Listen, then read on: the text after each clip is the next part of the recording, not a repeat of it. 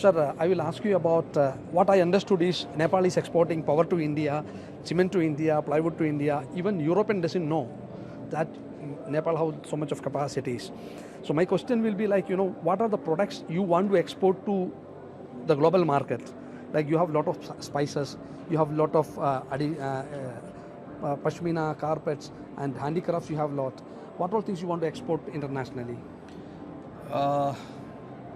If you ask me this question, it may be my naivety, but I would say we would like to export anything we can manufacture. Yeah. Of course, we'd like to see what we can get from any product. But the thing is that at this point of time, we have abundant human resources. There was a point in time when Nepal was so hungry of power. Yeah.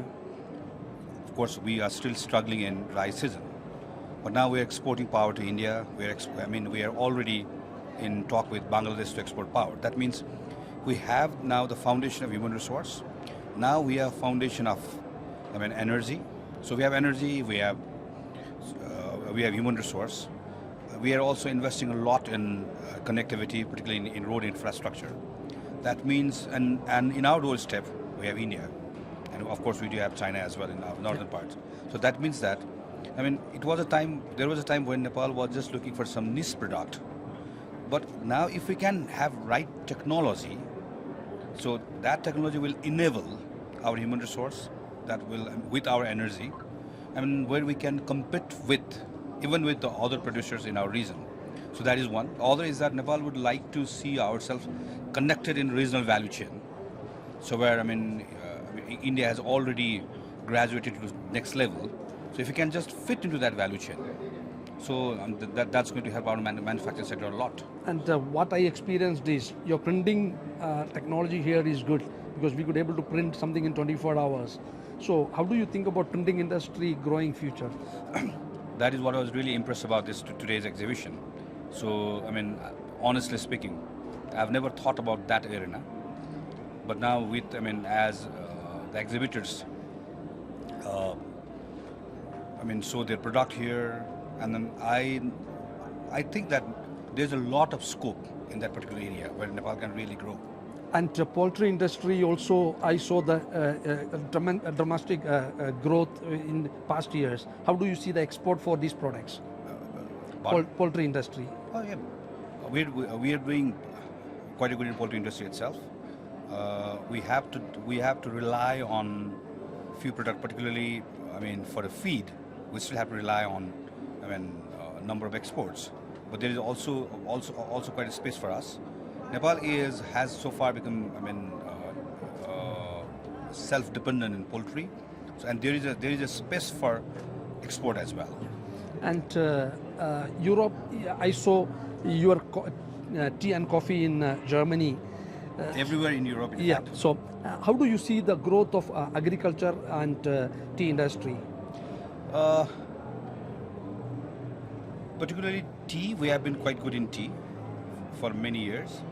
So coffee is quite a new thing for us, but people have started coffee in a number of western and also central part of Nepal, and Nepal has so far got quite a good market in Europe.